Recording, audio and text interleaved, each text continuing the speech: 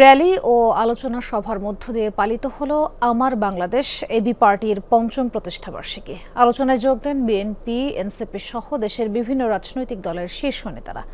প্রধান অতিথির বক্তব্যে বিএনপি ভারপ্রাপ্ত চেয়ারম্যান তারেক রহমান দেশের স্বার্থে সব রাজনৈতিক দলকে ঐক্যবদ্ধ থাকতে আহ্বান জানান। আলোচনায় উঠে আসে নির্বাচন, মানবিক করিডর সহ সমসাময়িক রাজনৈতিক ইস্যু। আলোচনা করে সমস্যা সমাধানের তাগিদ সবার। শ্রীলঙ্কা আবারও রপ্তানিতে শীর্ষে।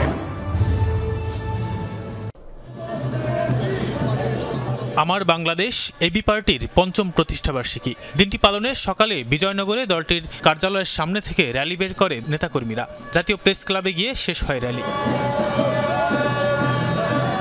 এরপর জাতীয় প্রেস ক্লাবে আয়োজিত আলোচনা সভায় যোগ দেন বিএনপি, এনসিপি সহ বিভিন্ন রাজনৈতিক দলের শীর্ষ নেতা ও বিশিষ্টজনরা।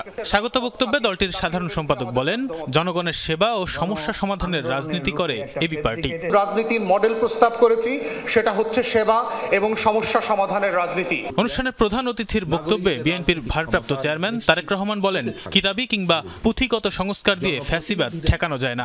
দেশের স্বার্থের প্রশ্নে সকল রাজনৈতিক দলের অবস্থান এক ও অভিন্ন। মানবিক করিডর প্রসঙ্গে বলেন, সিদ্ধান্ত আসতে হবে নির্বাচিত সংসদ থেকে। কিতাবি কিংবা পুঁথিগত সংস্কার দিয়ে স্বৈরাচার বা ফ্যাসিবাদ ঠেকানো যায় না। দেশে এমন একটি আবহাওয়া তৈরির অপচেষ্টা চলছে যেখানে নির্বাচন অনুষ্ঠানের দাবি করাটাই যেন একটি অপরাধ। সুনির্দিষ্টভাবে জাতীয় নির্বাচনের রোডম্যাপ ঘোষণা করুন।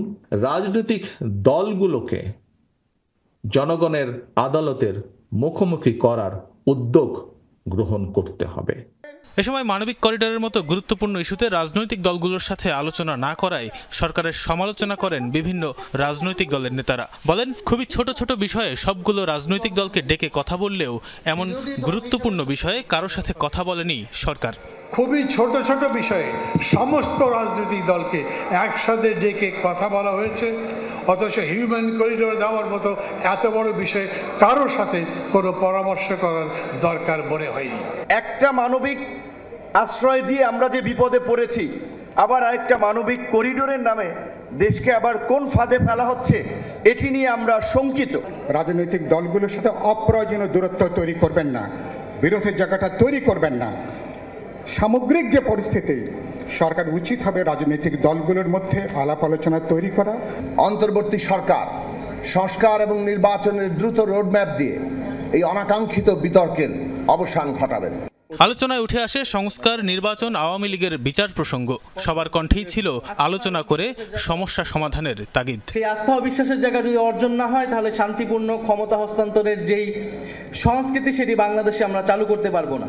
জনগণের আকাঙ্ক্ষা তৈরি হয়েছে, সেই আকাঙ্ক্ষার প্রতি সবাই শ্রদ্ধাশীল থেকে আমরা বাংলাদেশে শান্তিপূর্ণভাবে ক্ষমতা হস্তান্তরের একটি সাংবিধানিক প্রক্রিয়া এবং একটি রাজনৈতিক সংস্কৃতি তৈরি করতে পারবো। যারা আদর্শিক জায়গা থেকে বড় রাজনীতি করছে, তারা এই বাংলাদেশের জনগণের মধ্যে রাজনৈতিক অঙ্গনে একটি সেতু বন্ধনের গুরুত্বপূর্ণ ভূমিকা পালন করতে পারে।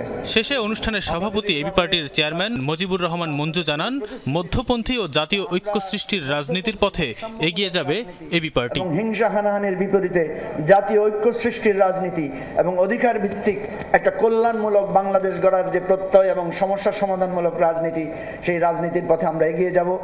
তানভীর সিদ্দিক টিপু, যমুনা নিউজ, ঢাকা। এরপরে আজকের